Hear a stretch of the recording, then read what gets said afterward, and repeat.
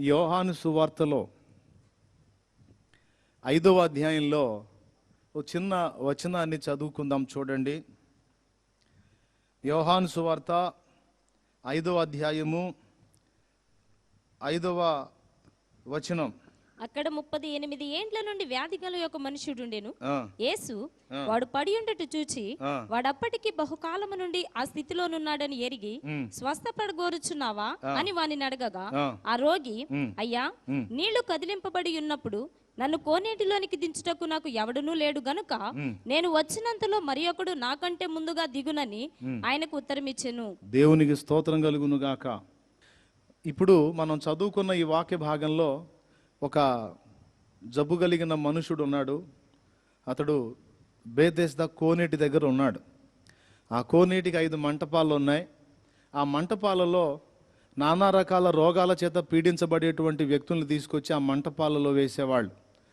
అందులో వాళ్ళు నివాసం ఉండి ఆ నీళ్ళని ఒక దేవదూత ఏదో ఒక జాములో వచ్చి కదిలించడం జరుగుతుంది.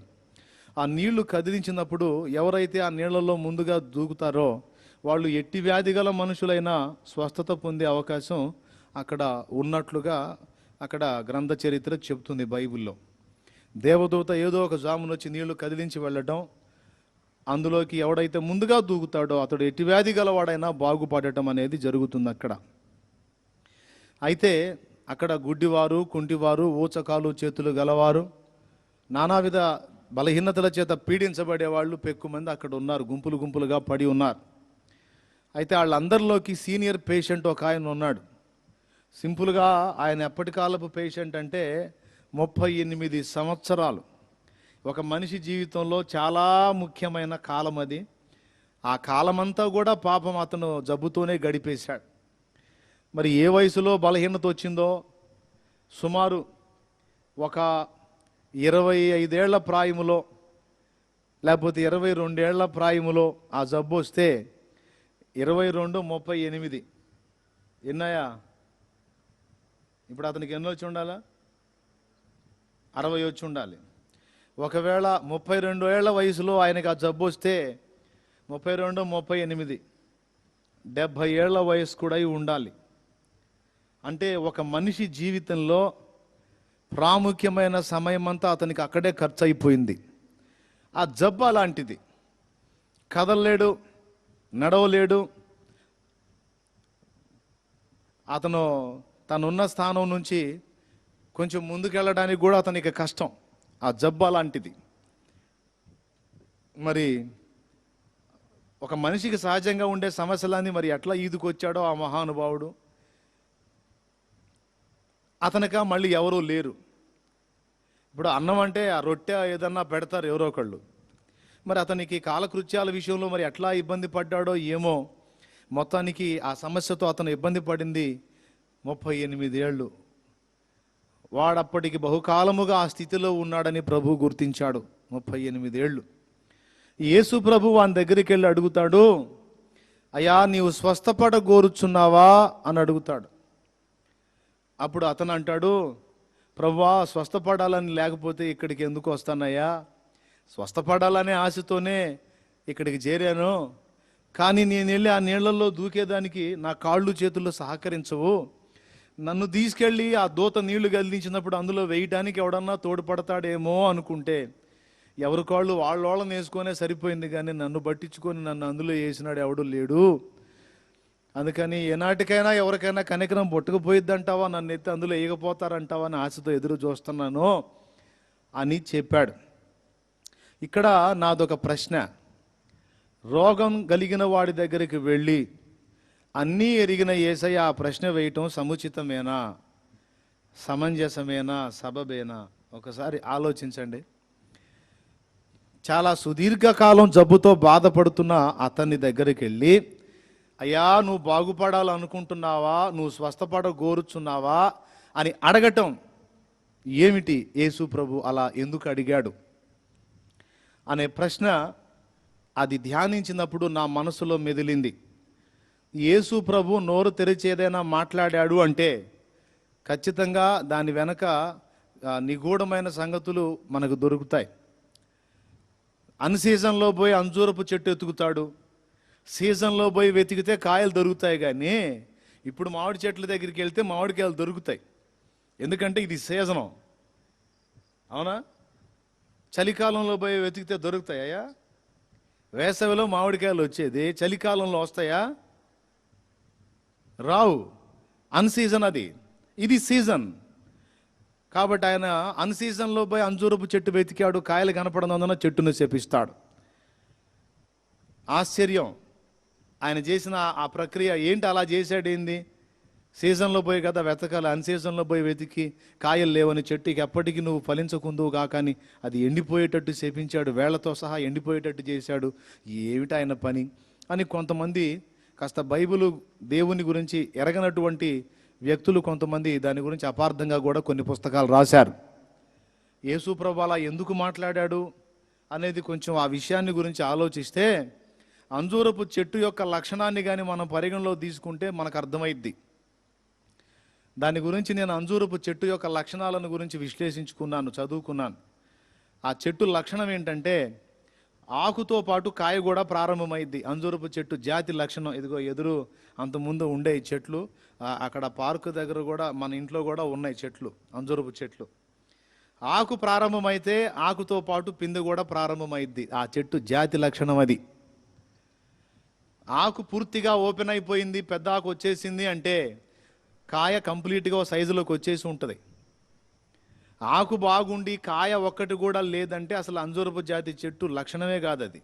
అంజూరపు చెట్టు ఆ జాతి యొక్క లక్షణమే కాదు అది.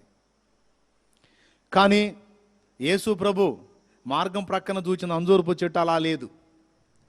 విచిత్రంగా ఉంది అది. దాని జాతి లక్షణానికి భిన్నంగా ఉంది. యెషయా 5లో అంటాడు కదా, నేను నిక్కమైన ద్రాక్షవల్లి వలె నిన్ను నాటి తిని నీవు కారు ద్రాక్షలు కాచి జాతిహీనపు ద్రాక్షవల్లి వలె అయితివేమి అంటాడు. చూడండి, మంచి ద్రాక్ష చెట్టునే నేను నాటాను, కారు కాయలు కాస్తున్నావేమిటి అని ప్రభు బాధపడ్డట్టు ఈ అంజూరపు చెట్టు పచ్చగా ఆకులతో కళకళ కళకళలాడుతూ ఉంది. అంటే అంత పెద్ద సైజు ఆకు చెట్టు నిండా వచ్చింది అంటే కనీసం కాయ వచ్చి ఉండాలి, కనీసం పిందైనా ఉండాలి. కానీ ఏమీ లేదు. దానికి పెద్ద పెద్ద ఆకులు మాత్రం చూపిస్తుంది కానీ లోపల ఫలాలు లేవు. కడుపు మండిపోయింది. ఇప్పుడు కాయ నీకు లేనప్పుడు ఆకెందుకు? వేషం వేసుకున్నావా? మోసం చేస్తున్నావా? ఫలాలు లేవు, ఆకులు మాత్రం పచ్చగా చూపిస్తున్నావు, నేను బాగా పండుతున్నానని మోసగిస్తున్నావని అంజూరపు చెట్టుని శపించింది. ఎందుకో తెలుసా? అంజూరపు చెట్టు వేషధారణకు చూపిస్తుంది అక్కడ. దాని తత్వానికి భిన్నమైన రూపు చూపిస్తుంది అక్కడ. ఇది శాస్త్రులు పరిసయ్యుల యొక్క వేషధారణకు సూచనగా ఉంది. తప్పైపోయింది ప్రభా, మళ్ళీ నేను ఇంక చేయనయా, నీతోనే బతుకుతానని మారు మనసు పొంది క్షమాపణ అడిగితే వేశ్యనైనా క్షమిస్తాను కానీ వేషధారణ ఒప్పుకోనన్నాడు. వేషధారణ అంటే అంత కోపం ఆయనకి. అందుకు ఆ చెట్టుని ఎండగట్టింది. నీకు కాయ లేనప్పుడు ఆకు కూడా ఉండకూడదు. దాని జాతి లక్షణం ఏంటి? ఆకుతో పాటు కాయ కూడా వచ్చింది, దాని జాతి అది. కానీ ఇదేం చేస్తుంది? ఆకు చూపించింది, కాయ లేదు అంటే జనాల్ని మాయ చేస్తుంది, నేను బాగున్నా పచ్చగా అని.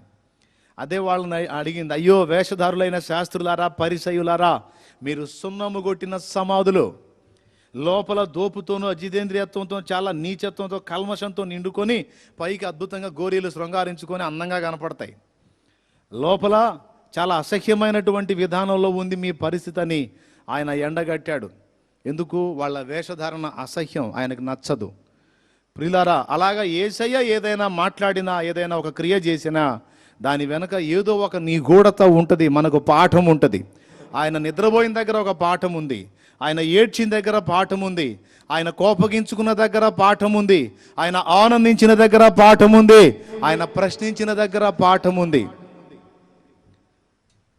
ప్రతి అడుగులోనూ పాఠం ఉంది. కాబట్టి ఇప్పుడు ఇక్కడ పాఠం ఏందో చూద్దాం. అందరూ ఒకసారి స్తోత్రం చెప్పండి గట్టిగా. ఇక్కడ పేషెంట్ దగ్గరకు వచ్చి నీకు తగ్గిపోవాలనుకుంటున్నావా అని అడిగేటువంటి ఆ ప్రశ్న వాస్తవంగా హాస్యాస్పదమైంది. కానీ యేసుప్రభు అడిగాడు ఆ మాట. ఎందుకు అడిగాడు అంటే దానికి ఒక కారణం ఉంది. ఏమిటి ఆ కారణం అంటే, బైబిల్ గ్రంథంలో ఒక్కసారి కీర్తనల గ్రంథం తీసుకోండి.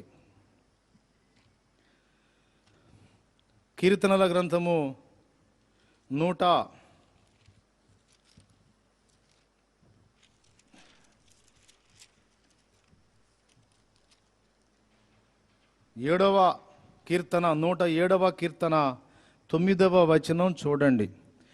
ఏలయనగా ఆశగల ప్రాణమును ఆయన తృప్తిపరచి ఉన్నాడు, ఆకలి గొనిన వారి ప్రాణమును మేలుతో నింపి ఉన్నాడు. ఇది స్తోత్రం చెప్తాం గట్టిగా.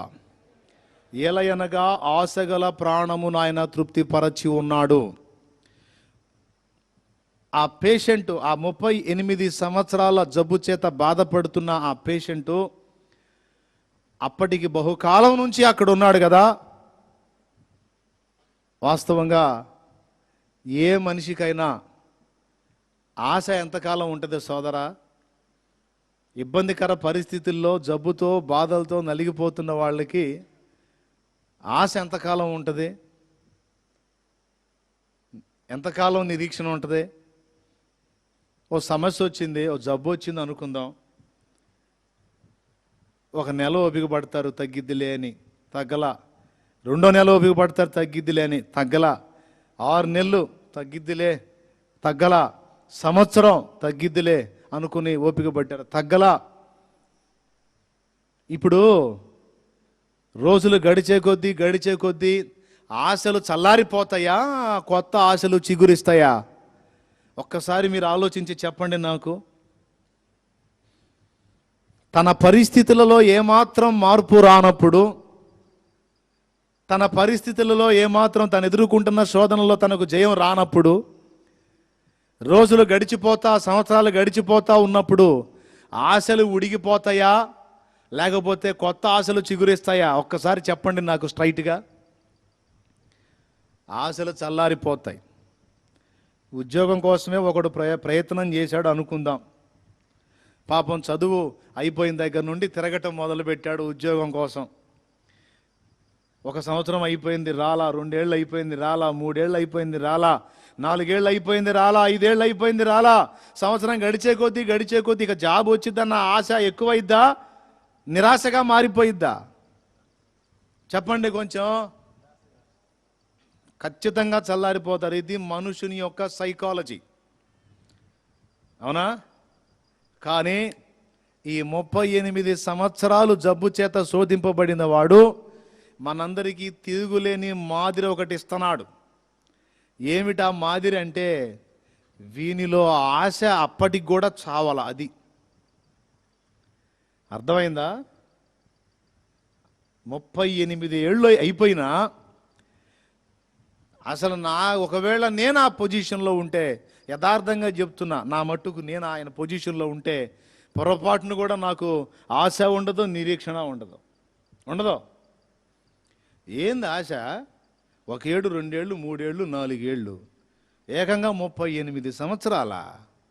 అరే బతుకంతా అక్కడే తెల్లారిపోయా, ఇంకా బాగుపడి మాత్రం లాభం ఏందంట అనే మైండ్ వచ్చిద్దా రాదా?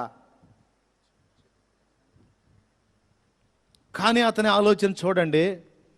యేసు ప్రభు అతన్ని ప్రశ్నించడం వెనక అతని ఉద్దేశం మనకి వెల్లడవుతుంది. ఏమంటున్నాడో తెలుసా? అతడున్న బలహీనత చేత, జబ్బు చేత అతడు రాజీ పడలా. రాజీ పడటం అంటే ఏంటో తెలుసా? ఆశలు వదిలేసుకోవటం, నిరీక్షణ కోల్పోవటం, నిరాశకి వెళ్ళిపోవటం, ఇక ఇంతేనా జీవితం అనుకోవటం. చాలామంది అనుకుంటున్నారుగా, ఇక ఇంతేనా బతుకు, ఇక ఇంతేనా జీవితం, ఇక తప్పదు, ఇక ఈ జీవితం ఇట పోవాల్సిందే, ఇక ఇది ఇంతే.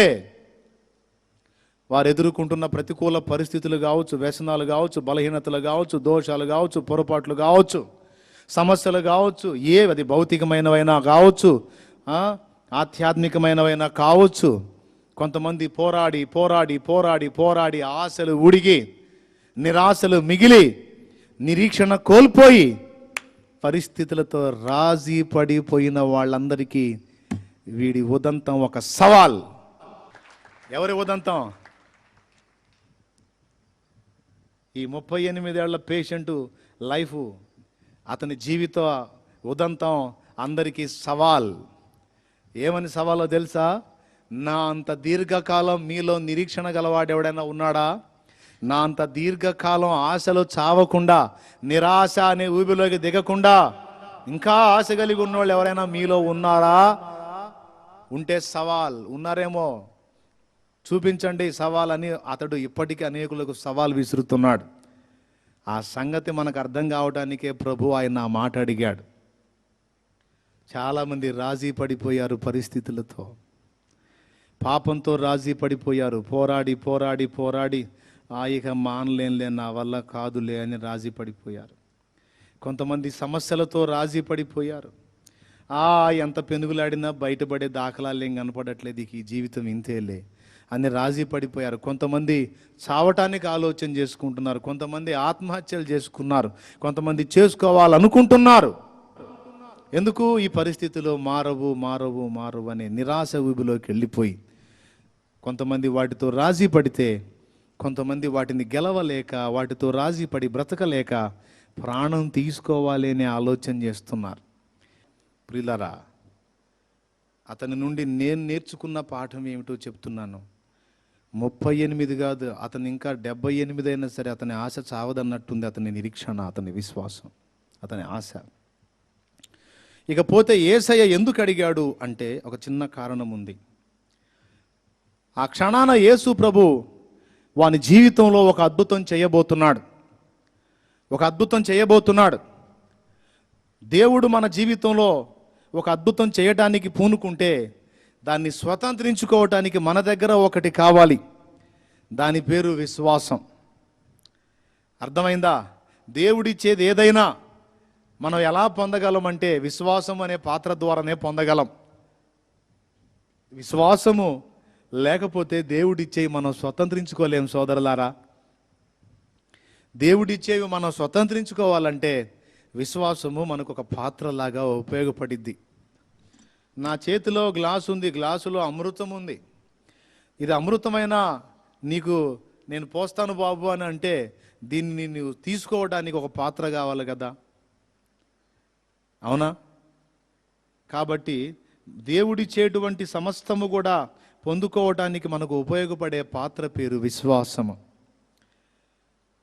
చూడండి, నీళ్ల మీద యేసయ్య నడుస్తుంటే పేతురు ఆవేశపడి, ప్రభువా నేను కూడా నడుస్తాను అన్నాడు. ఓకే, నడవమన్నాడు యేసయ్య. యేసయ్య మాట తీసుకొని పేతురు నీళ్ల మీద నడక మొదలుపెట్టాడు. అప్పుడు దేన్ని బట్టి నీళ్ల మీద నడిచాడు అనుకుంటున్నారు? ఒకరు చెప్పండి మీరు, దేన్ని బట్టి? విశ్వాసాన్ని బట్టే కదా నీళ్ల మీద నడిచాడు. ప్రభు వైపు చూస్తా, ప్రభువా స్తోత్రం దేవా అనుకుంటా చక చక చక చక నడిచాడు. యేసయ్య వైపు చూచాడు, యేసునందు విశ్వాసం ఉంచాడు. మరి వాస్తవంగా శరీరాన్ని ముంచిపడేసే నీళ్లు అతని దేహాన్ని ముట్టలేకపోయినాయి. ప్రకృతి ధర్మానికి విరుద్ధమైన ప్రక్రియ జరుగుతుంది అక్కడ. పేతురు మానవ దేహం నీటిలో మునగలా, నీళ్ల మీద తేలి ఆడుతుంది, అడుగులు పడుతున్నాయి నీళ్ల మీద, రోడ్డు మీద నడిచినట్టు నడుస్తున్నాడు. బాగుంది. కొంచెం దూరం నడిచాడు, ఈలోపు గాలిని చూచి భయపడి అని ఉంది. గాలి ఎట్ట కనపడిందండి ఆయనకి చూడటానికి? కానీ రాసుంది బైబిల్లో అట్లనే, గాలిని చూచి భయపడినందున అతడు మునిగిపోసాగాను. గాలి ఎట్ట కనపడింది? మీకు ఎప్పుడన్నా కనపడిందా గాలి? నాకెప్పుడు కనపడలే. మరి పేతురికి ఎట్ట కనపడింది? గాలిని చూచి భయపడి అన్నాడు. ఎక్కడుందా అది? మత్తయి సువార్త 14:30. ఇంతసేపా? పెద్ద చదువుమా. మత్తయి సువార్త 14:30. మత్తయి సువార్త 14:30 అంటే గుర్తు రాసుకోండి. ఉందా? అక్కడ ఉందా లేదమ్మా? అతడు గాలిని చూచి భయపడి అని అదిగో వేసాడు చూడు స్క్రీన్ మీద. గాలిని చూచి భయపడి. గాలి ఎట్ట కనపడింది ఆయనకి? మనకు కనపడింది గాలి, ఆయనకి ఎట్ట కనపడింది? గాలి అంటే గాలి కాదండి, గాలి లేపిన అల. పక్కన ఈయనేమో నీళ్ల మీద నడుస్తున్నాడు, కొన్ని లక్షల క్యూసెక్కుల నీటి మీద ఇతను నిలబడి ఉన్నాడు. కొన్ని లక్షల క్యూసెక్కుల నీరు ఇతన్ని ముంచలేకపోయింది. ముంచలేకపోయింది. పక్కన లేచిన కొద్దిపాటి నీళ్లు అతను ఏం ముంచుతాయి? కానీ అప్పటిదాకా యేసు వైపు చూచేవాడు ఇటు పక్క లేచిన అలను చూచి భయపడి ఆ విశ్వాసాన్ని కోల్పోయాడు. ఎప్పుడైతే విశ్వాస విషయమై బలహీనపడ్డాడో మునిగిపోవటం మొదలైంది. ఇప్పుడు చెప్పండి, పేతురు నీళ్ల మీద నిలిచి నడవటానికి ఆధారమైంది ఏమిటండి? దేవుని శక్తి మరి ఇంకొకట? వాయమ్మో, మీకు దండం పెడతా చెప్పండి. దేవుని శక్తే తమ్ముడు.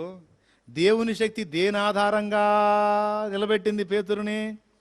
అది ఇప్పుడు నేను మాట్లాడుతున్నాను, మీకు వాయిస్ వినపడుతుంది, నా ముఖం కనపడుతుంది. దేని ఆధారంగా? యూట్యూబ్లో ఈ ఛానల్ ఆధారంగా, అవునా? శాటిలైట్ ఆధారంగా నేను మీ మధ్యలో కూర్చొని మీతో పాటు కలిసి వాక్యం మాట్లాడడానికి, నా ముఖం మీ ఇంట్లో కూర్చొని ఉన్నట్టుగానే చూడటానికి మనకు మాధ్యమంగా ఉపయోగపడింది శాటిలైట్, అవునా?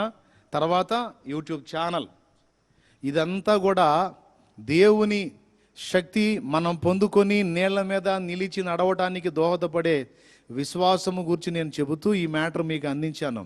జస్ట్ ఎగ్జాంపుల్గా నేను మీ మధ్యలో కనబడటానికి ఈ వస్తువులు ఎలాగైతే వాహకాలుగా ఉపయోగపడ్డాయో, దేవుని శక్తి మనలో పనిచేసి మనం మానవాతీతమైన క్రియలు జరిగించడానికి విశ్వాసము ఒక పాత్రగా ఉపయోగపడిద్ది, ఒక మాధ్యమంగా ఉపయోగపడిద్ది. ఎప్పుడైతే దేవుని శక్తిలో మార్పు లేదు, యేసయ్య శక్తిలో మార్పు లేదు, మరి మార్పు వచ్చింది ఎక్కడ? పేతురులో వచ్చింది. దేవుడు పంపే శక్తిని విశ్వాసము ద్వారా పేతురు సంపాదించుకున్నంత వరకు నీళ్ల మీద నిలబడ్డాడు. ఎప్పుడైతే దేవుని శక్తిని అవిశ్వాసము చేత లేక అపనమ్మిక చేత అల్ప విశ్వాసము చేత సందేహించాడో, దేవుని శక్తి అతనికి ప్రసరిస్తానే ఉంది, కానీ అతని పాత్ర చిల్లుబడ్డట్టు అయిపోయింది. ఇప్పుడు ఆ ప్రభావం అతని మీద నిలవకుండా అయిపోయింది. దేన్ని బట్టి? ఆయన అల్ప విశ్వాసాన్ని బట్టి. ఇప్పుడు దేవుని శక్తి మన మీద నిలిచి ఉండాలంటే ముందు మనకేం ఉండాలయా? విశ్వాసమే. అప్పుడే మనం దేవుని కార్యాలని, మానవాతీతమైన కార్యాలను చూడగలుగుతాం. చివరికి యేసయ్య వచ్చి నీళ్లలో మునిగిపోయేవాడిని పైకి లేపేమన్నాడు? అల్ప విశ్వాసి. అవిశ్వాసి అనలా, అల్ప విశ్వాసి, ఎందుకు సందేహపడితివి? చూసారా ఏమన్నాడు? నువ్వు సందేహం లేనంత వరకు, విశ్వాసం ఉంచినంత వరకు మునగలేదు, ఎప్పుడైతే డౌట్ పడ్డావో మునిగిపోయావు అని. అంటే అప్పటిదాకా పేతురుని నీళ్ల మీద నిలబెట్టిన దేవుని శక్తి, పేతురు ఎప్పుడైతే డౌట్ పడ్డాడో పేతురు మీద అది పనిచేయటం ఆగిపోయింది. ఎంత డేంజరో చూడండి. మనం దేవుణ్ణి సందేహిస్తే చేతులారా దేవుని ప్రభావం మన మీద పనిచేయకుండా మనమే అడ్డుకట్టలు వేసుకున్న బుద్ధిహీనులం అన్నమాట.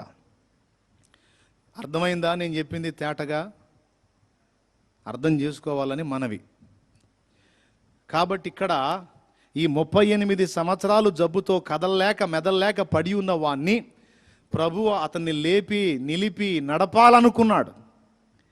అనుకొని ఇప్పుడు ఆయన శక్తిని వాని మీద ప్రసరింపజేస్తాడు. ఆ శక్తిని స్వతంత్రించుకునే విశ్వాసం అతనిలో ఉండాలి.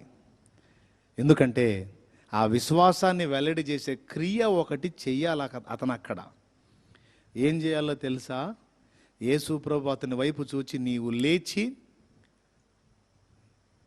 నిలిచి నడో అంటాడు. ఇప్పుడు ఆశ లేనివాడికి నిరీక్షణ లేదు, విశ్వాసం లేదు. విశ్వాసం ఆశను పుట్టిస్తుంది, ఆశ నిరీక్షణను పుట్టిస్తుంది. ఓ స్తోత్రం చెప్పు, గట్టిగా చెప్పు. విశ్వాసం ఆశని, ఆశ నిరీక్షణను పుట్టిస్తుంది, నిరీక్షణ ప్రయత్నాన్ని కలిగిస్తుంది. మళ్ళీ చెబుతా వరుస క్రమం. విశ్వాసం ఆశను పుట్టించిద్ది, ఆశ నిరీక్షణను పుట్టించిద్ది, నిరీక్షణే ప్రయత్నాన్ని చేస్తుంది. కాబట్టి ఇప్పుడు అతడు ప్రయత్నం చేయాలి. యేసు ప్రభు అతని దగ్గరకు వచ్చి, ఇదిగో నీవు లేచి నీ పరుపెత్తుకొని నడు అంటాడు. అన్నప్పుడు వాళ్ళలో విశ్వాసం లేదనుకో ఆశ ఉండదు, ఆశ లేదనుకో నిరీక్షణ ఉండదు, నిరీక్షణ లేదనుకో ప్రయత్నం ఉండదు. ఏమంటాడో తెలుసా? ఇదిగో నీవు లేచి నీ పరుపెత్తుకుని నడు అని యేసయ్య అంటే పగలబడి నవ్వుతాడు. ఏమని? భలే ఓళ్ళలాగున్నావయ్యా నువ్వు. ఏంది, నేను లేవాలా, లేచి నిలవాలా, పరుపెత్తుకొని నడవాలా? అదే ఉంటే ఇదిగో ఇక్కడ సిట్టింగ్ వేసి 38 ఏళ్ళు ఏమేసి ఇక్కడ కూర్చోవటం మొదలుపెట్టి 38 ఏళ్ళు అయింది. ఇక్కడ చేతులు కాళ్ళకు కదలటమే కష్టమైతే నీవు లేచి నీ పరుపెత్తుకొని నడువు అంటున్నావే, అది కూడా ఒట్టి కూడా కాదు, మళ్ళా పరుపెత్తుకొని నడవమంటున్నావే. అంటాడా అనడా? ఆశ లేనోడు, విశ్వాసం లేనోడు అంటాడా అనడా? వాడు అలాగ విశ్వాసం చూపనప్పుడు దేవుని ప్రభావం పనిచేసిద్దా వాని మీద? పనిచేసిద్దా? చేయదు. మరి ఏది ఉంటే పనిచేసిద్ది? విశ్వాసమే. ఆశ్చర్యం అక్కడ. ఎంత ఆశ్చర్యం అంటే 38 ఏళ్ళు వాడి పరిస్థితి మారకపోయినా ఆశ చావలా. రే ఈరోజు కొంతమంది పరిస్థితులు ఎట్లుంటాయి అంటే వాళ్ళు అనుకున్నవి జరగలేదు అనుకో, ఏదో ఒక నెల 2 నెలలు, ఒక 6 నెలలు, ఒక సంవత్సరం, 2 ఏళ్ళు, 3 ఏళ్ళు, ఇంకెందుకు బతకటం? ఏం జరగట్లా. నేను ఒకటి అనుకుంటే ఇంకోటి జరుగుతుంది. నా బతుకింతే, నా బతుకు మారదు, నేను ఇంతే, ఇక నేను వేస్ట్, అది ఇది అని. అరే రే రే రే రే రే వాళ్ళు గందరగోళం అయిపోయి ఇంటి మొత్తానికి గందరగోళం చేస్తారు. ఉన్నారా లేరా అట్లాంటి వాళ్ళు? మీరు చెప్పండి, యథార్థంగా చెప్పండి. కొంతమందికి ఊరక దడెక్కువ, వాళ్ళకి అన్ని అనుకూలంగా ఉన్నంత వరకు హ్యాపీగా ఉంటారు. ఏ కొంచెం తేడా పడ్డా సరే అయిపోయింది అయిపోయింది అయిపోయింది మొత్తం అయిపోయింది మొత్తం అయిపోయింది, ఇంటి మొత్తాన్ని చావగొడతారు. వీళ్ళు ఒక దడేశ్వరులు. నిరాశ ఎక్కువ, భయం భయం భయం భయం, అప్పుడే అయిపోయి దిగజారిపోయిన మాటలు మాట్లాడతారు. నేను చెప్తున్నా, మనం నమ్మిన దేవుని శక్తి ఎరుగుదుము కదా. మన నిరీక్షణకు బోల్డంత ఆధారం ఉంది ఈరోజు యేసయ్యను బట్టి. కానీ అబ్రహాము నిరీక్షణకు ఆధారం లేనప్పుడు నమ్మాడట. మనకు నిరీక్షించడానికి బోల్డన్ని కార్యాలు, చేసిన కార్యాలు పుస్తకంలో రాసి మన చేతికి ఇచ్చి, ఒరే బాబు ఇంతమంది జీవితాల్లో ఇన్ని చేసినోడిని నీ జీవితంలో కార్యం చేయలేనా అమ్మా, చేయలేనా నాన్న? ఎందుకు నిరాశపడుతున్నావు? ఎందుకు రాజీ పడిపోతున్నావు? ఎందుకు నీరుగారిపోతున్నావు? ఎందుకు అల్ప విశ్వాసలాగా అయిపోయావు? ఎందుకు దిగజారిపోయావు అని యేసయ్య అడుగుతున్నాడు. అరే రే రే ఇంత పెద్ద, దాదాపు ఇంచుమించు 1000 పేజీల పైచిలుకు పుస్తకం నీకు ఇచ్చి అందులో నా కార్యాలన్నీ చూపించా కదమ్మా, ఆనాటి నా భక్తులకి ఏమున్నాయి ఆధారాలు? ఈరోజు ఇన్ని ఆధారాలు పెట్టుకొని కూడా నీకు 24 డౌట్లు. పాపం ఆ రోజు నిరీక్షణకు ఆధారమే లేనప్పుడు వాళ్ళు నన్ను నమ్మారు, నా యందు విశ్వాసం ఉంచి గొప్ప కార్యాలు సాధించారు. కాబట్టి ఇక్కడ దేవుడు మాట్లాడుతున్నాడు. పరిస్థితులతో రాజీ పడాలనుకుంటున్నావా? లేదు లేదు యేసయ్యా, నేను రాజీ పడను, నాకు ఇంకా నీ కార్యాల పట్ల ఆశ ఉంది. నేను నా ప్రాణం పోయిందాకా నా ఆశ చావదేసయ్యా అని ఎందుకు అనవు నువ్వు? అనో ఈరోజు